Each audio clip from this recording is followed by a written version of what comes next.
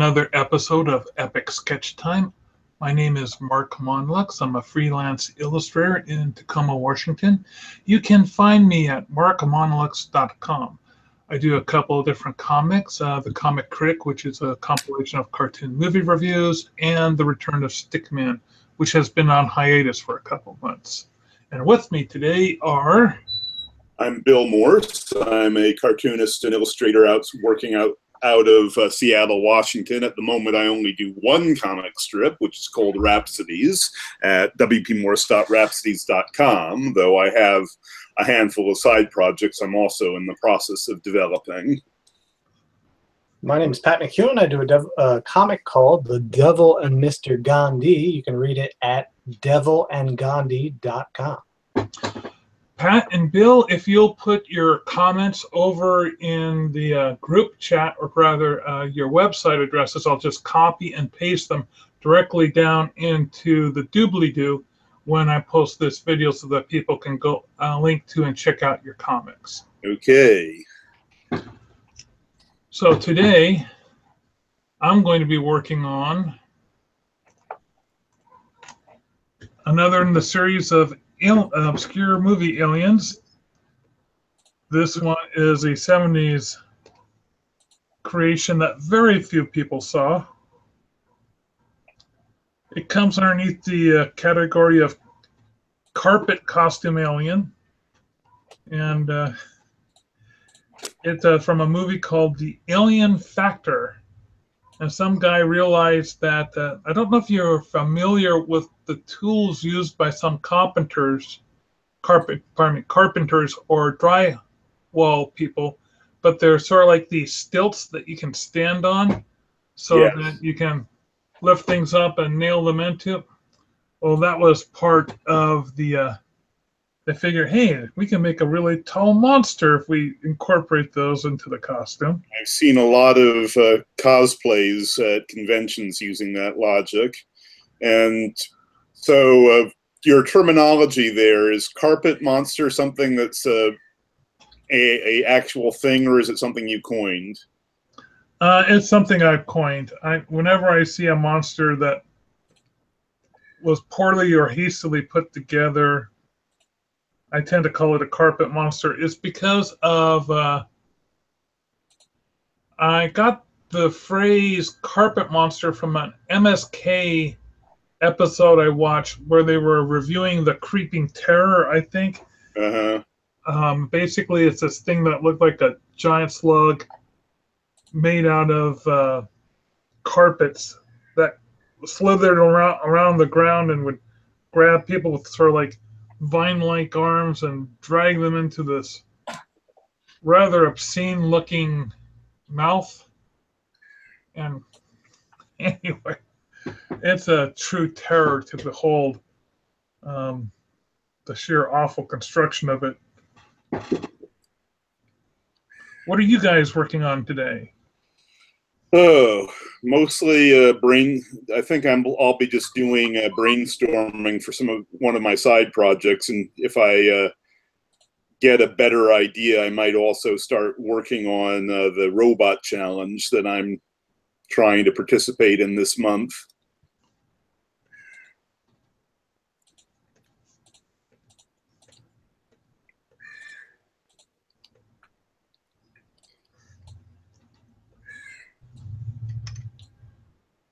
What about you, Pat? What are you working on?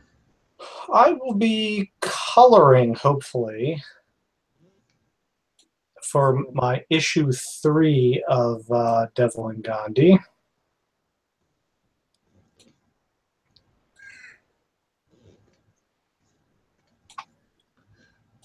Bill, tell us more about this robot project you're working on. Oh yes, this is the August version of the sketch challenge that I've been participating in on regular occasions. Here, I'll put the link into it.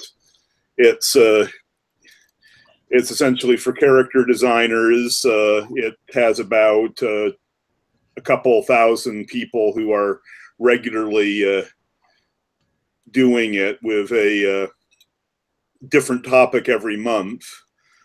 I find it to be useful because essentially the level of competition is amazing. These are really some really amazing talent at it. I always joke that I don't go in with intent to win it. I go in with intent to come up with something good enough that doesn't embarrass me. Now, is there an actual prize aside from like votes, or is it more of a just an involvement thing? There's a few coupons and whatnot, but mostly it's involvement. Oh, actual coupons, actual prizes. Yeah. Let's see what it was. So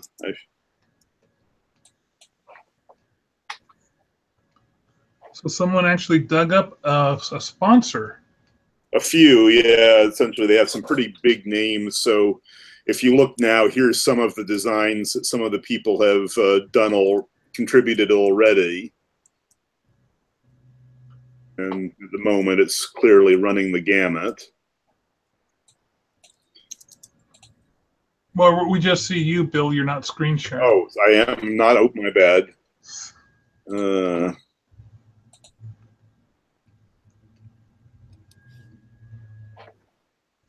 Okay, try that again. So here's some of the stuff that I'm up against right now. It's as far as pretty much all over the place concept wise, though. If I have one complaint about the contest, at least for the last 6 months or so, is their topics have been just a little too general. So that, I don't know, it's with specs that loose, it's almost like you can do anything and thus not as much of a challenge as it could be.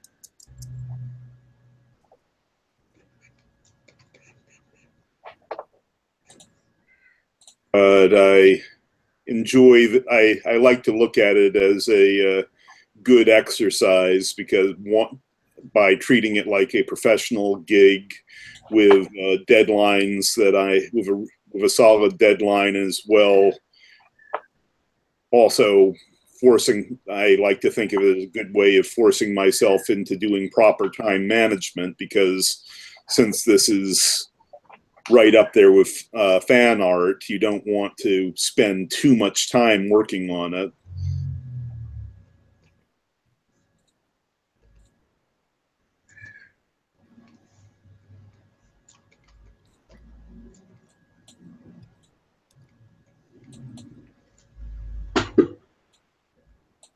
This weekend, I had a artist alley table at a new show. Oh, cool. A very small show. It's called the Pierce County Toy and Geek Festival. Uh-huh. It's the first time they put it on. Was held at the Puyallup Fairgrounds, which, for those who aren't familiar with, the Puyallup Fairgrounds is where Washington State holds its largest fair every year. It used to be called the Puyallup Fair, but apparently people were getting upset about that. Now it's called the Washington State Fair, which I don't know why, because, for 70 years it's been, or longer, it's been the Puyallup Fair. Mm-hmm. And the catchphrase "Do the Puyallup" has been ingrained in everybody's memory, but everyone's got to do new branding. Yeah, who was being upset? I have no idea. Anyway, the show turned out to be extremely well attended. Much more, that's always a problem with these new shows, and often with new shows, they think, well, maybe we'll just allow for free attendance. But these guys actually had a different strategy. Not only did they charge, a minimal amount for attendance, but they charged extra for people who came early. And they actually insisted that vendors open up early. So instead of starting at, say, the normal time slot of 10 o'clock, they opened up at 8. And a lot of that was because the vendors at this thing were toy vendors, and people were coming, even from out of state, to get the rare toys that they were missing. And so you did get that assortment of people who absolutely had to get in there on the off chance that somebody else was vying for their particular toy. So was this mostly kind of like a antique market or hobbyist I wouldn't say it was an antique market, but certainly you had, to give you an example, the table directly across from me was a My Little Pony table, but strictly the early stuff. When did My Little Pony come out? During the 80s? Yeah, the Generation 1 or 2 stuff. Yeah, it was all Generation 1 stuff. Mm-hmm. And embarrassed that I know that detail.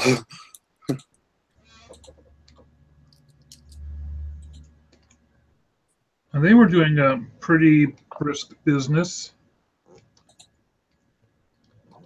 I saw a Kenner alien doll that I wish I had picked up when I was a kid. And out of the box, it was selling for about $250.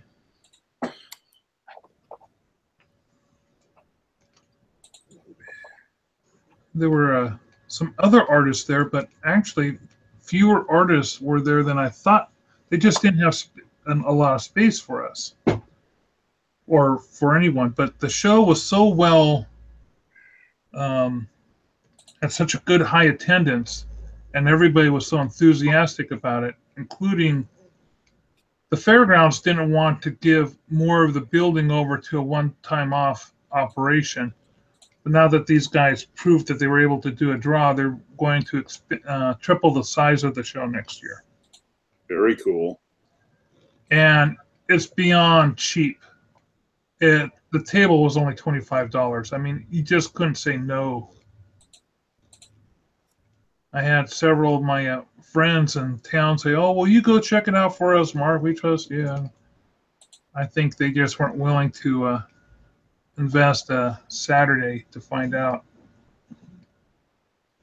A couple of my friends did. I think they, for one of them, it was their very first show ever, and they did remarkably well.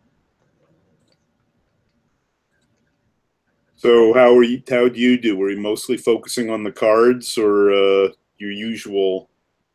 Let's see. I had all of my merchandise there.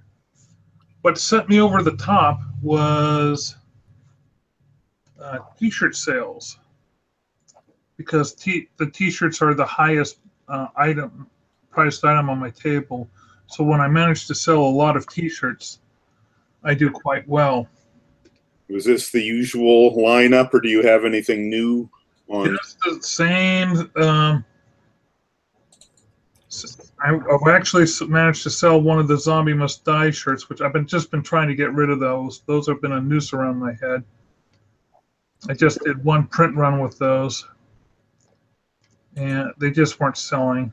Whereas the Metropolis T-shirt and my Brains T-shirts, both of those were selling in equal numbers, so that was nice. And if for those of you listening online, I'll put a link to my merchandise store so you can check that out. But yeah, the decks were doing well, and I sold over 80 of the horror movie bingo cards.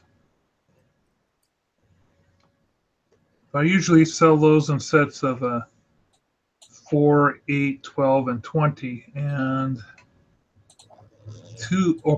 25, and 2 people bought sets of 25. As far as profit goes per investment, those are the biggest returns, but they're a smaller return.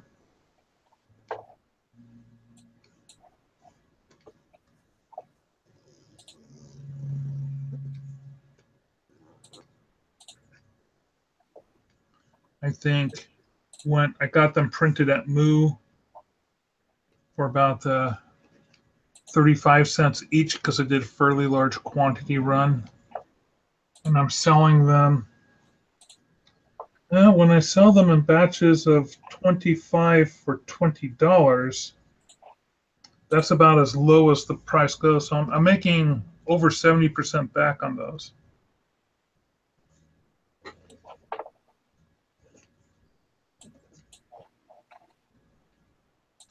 How about you, Pat? How goes your sales? Sales are down. Oh no! Have you been Down. Yeah, I plan on doing tabling at a show called Uticon in Utica, New York. And similar to what you were describing, I mean, it's, part of it, I went up there last year to meet with some comic creator buddies who I've been collaborating with. So that was pretty great. But also, so it's a charity show, so it benefits the American Cancer Society, and tables for creators were like $25. So it was an easy show to, if you just go by sheer numbers of table and table supplies, and it was easy to make money at. My now wife and I at the time turned it into like a mini getaway weekend, so I definitely lost money because we stayed 2 nights in a hotel and went out to eat and all that stuff.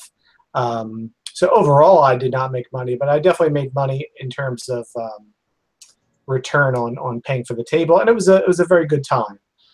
So at that show, that's like the October 2nd this year, I want to say, and I will definitely be doing like a bargain clearance rack of some older comics that I've done. So I'm hoping that will generate some quick cash in terms of people just walking up to the table and picking out something to buy. And then I'll have some new stuff as well that I'll be selling at a little bit a better margin, One of the things that I do at my table that has proven to be very successful in getting people to buy more than one item is if they buy a second item, I take off $2. And if they buy another item, I take off another $2 and on and on. Definitely. And if they buy 2 items with a book, I'll usually do a little drawing in the book as well as signing the book. But in order to get a drawing, they have to buy at least 2 items. It used to be that if anyone just bought the book, I would do a drawing. But I was finding that I was losing customers because if I was buying myself, I couldn't run all the orders, and I was drawing like a fiend all the time. If I'm going to draw like a fiend all the time at the comic book convention, I'd rather do a commission piece. Which I have some friends that's all they do at conventions is commission pieces. And I don't know if I mentioned to the group last week, but I managed to get into Emerald City Comic Con this year. Nice. And it's going to be a 4-day event. Been doing Emerald City for a number of years, but I didn't get in last year. And always as part of that, they do a thing called Monsters and Dames. So I need to figure out a nice design for a Monster and Dame drawing and send that in.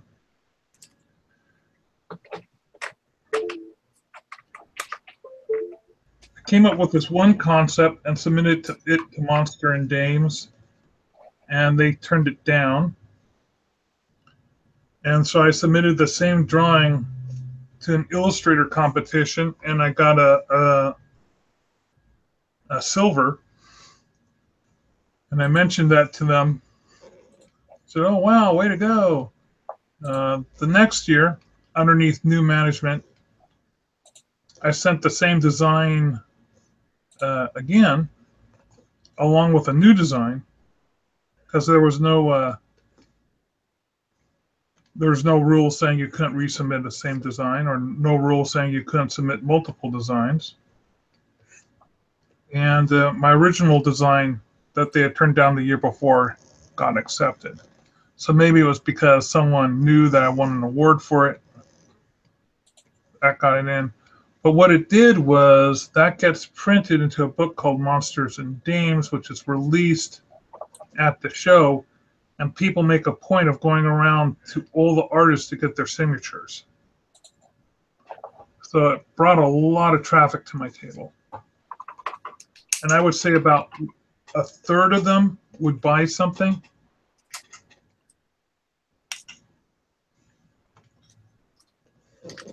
So I'd like very much to be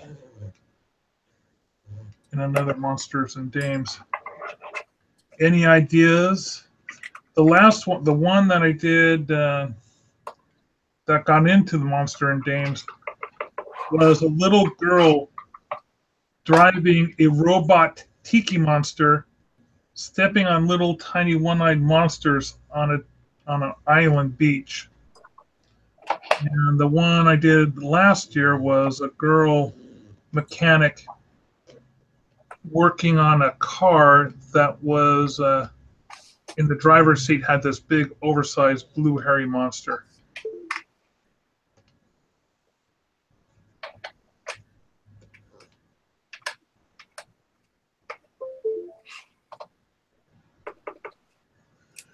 I'm wondering if I should try to do something Rat Finkish this year.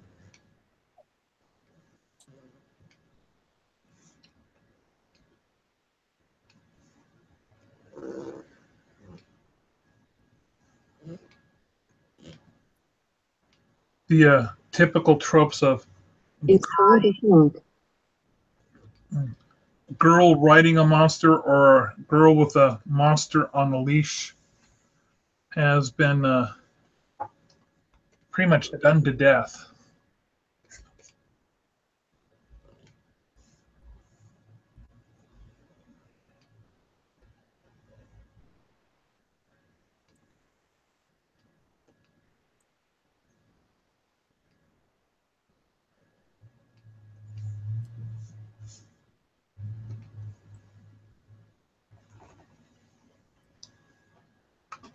Did we lose Bill? My mic appeared to have been off for a little while. I was beginning to wonder the same. I caught it about a minute ago.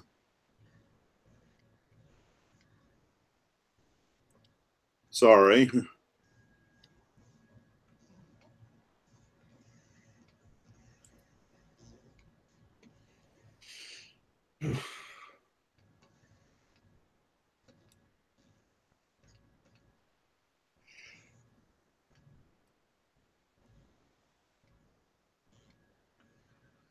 I'm currently rewatching for the umpteenth time. I don't know how many times I've seen it.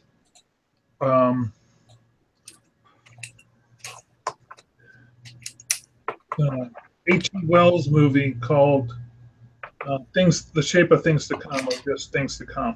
Oh, I've never actually seen that one, though I'm very much one of the real pioneering works of film sci-fi. I would say it's definitely worth a watch. You can see where a lot of things originated with it.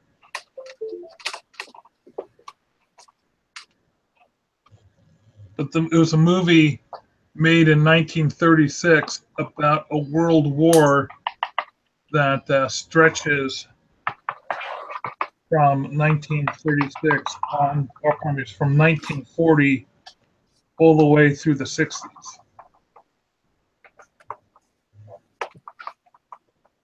And then how society tries to rebuild itself.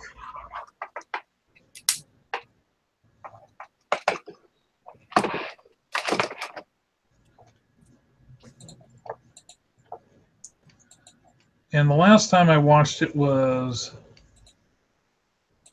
back when I was a teenager.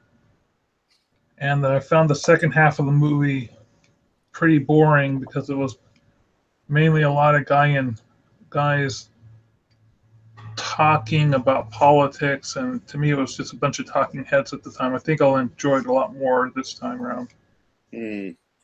Was that the utopian bits where the stills I've seen of it look a lot like Metropolis? Yes, I think so. But I haven't gotten to that part of the movie yet.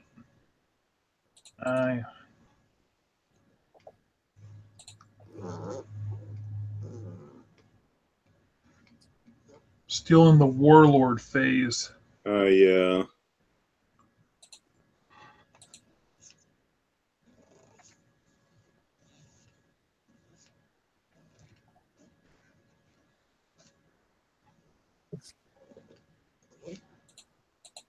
I watched this last week Passengers, which I would give about a 6 or 7.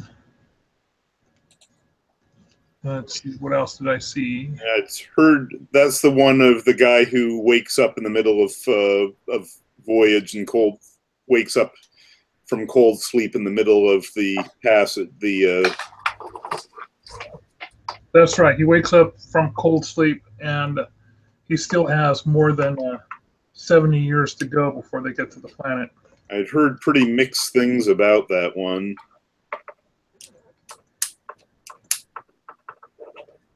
I found it enjoyable to watch.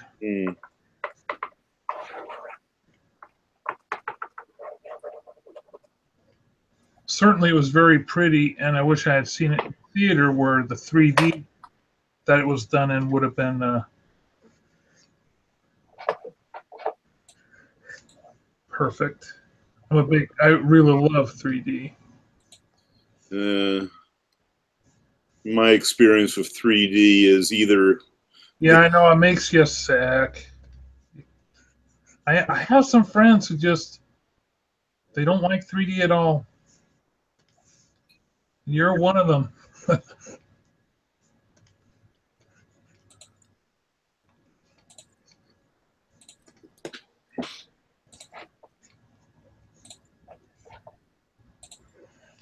So, Bill, I got my Cartoonist Northwest newsletter today, but I haven't had a chance to read it. Yeah, pretty much we cobbled something as sort of the basic idea is giving a guide to all of the assorted groups and conventions for cartoonists to use. It's something Larry and I threw together at the last minute because, to be blunt, we're really not expecting many people in August. What is the August meeting going to be about? What I just said. Oh, just all the meetings and stuff.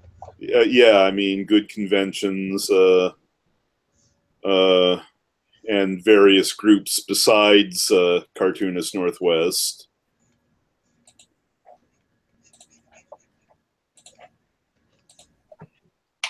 Speaking of, if anyone's inside Tacoma, I can recommend 2 groups. The CLAW, the Cartoonist League of Absurd Washingtonians, and also another group called Epic, pardon me, not Epic Sketch Time, that's this group.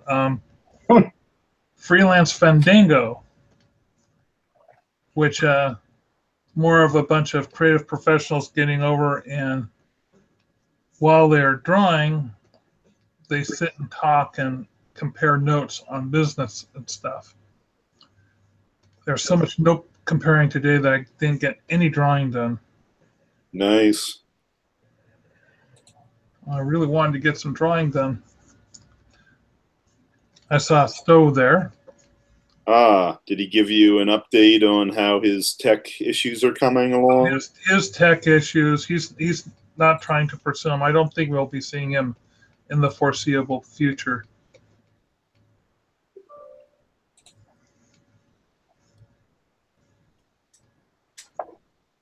They say they don't know how they solved it in the first place, so they can't solve it again.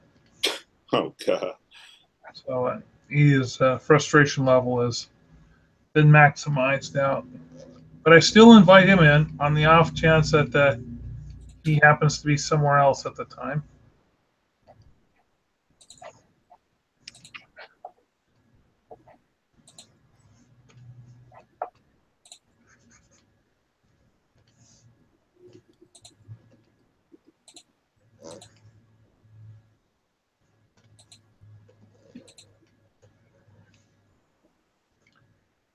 was going to ask him about that today, but he was nose to the grindstone.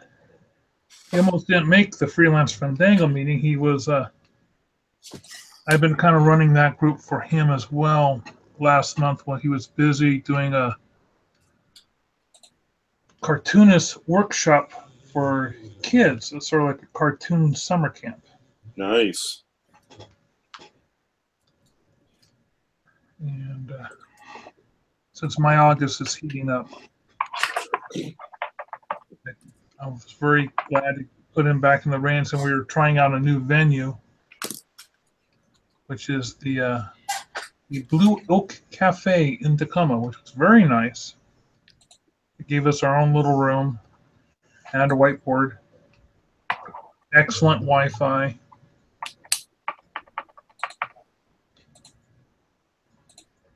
Small sandwiches,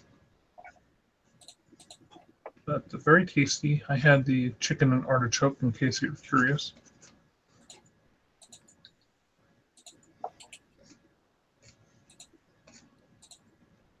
Still have something, forgot the name of it, but it's basically a toast with an avocado spread with feta cheese on top, warmed up in a toaster oven. That sounds tasty. Oh, so I almost got that myself. You got to order something to cover the cost of the room, which is nothing. So I think I am done. Oh no, look at all that mess.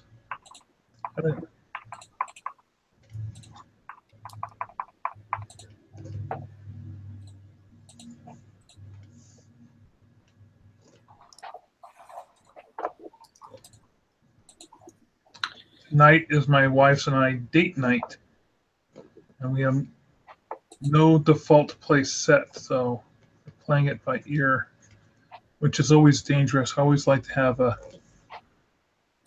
backup restaurant suggested. Gentlemen, I'm going to skip out early tonight. I'm actually having trouble with my...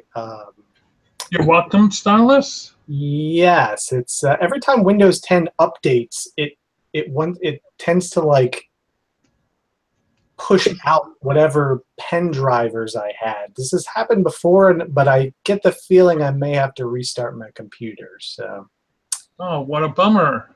I think that'll be it for me tonight. Hopefully, I'll be back next week. Bill, do you mind if we call it an early evening? I wouldn't mind being out here too. Okay, well, anyway, sorry that worked that way, but see you all soon. Okay. This has been another episode of Epic Sketch Time. Feel free to join us next week. We try to hold these online drawing sessions about once a week. You can reach me at @ Mark Monlux, that's MERKMONLUX.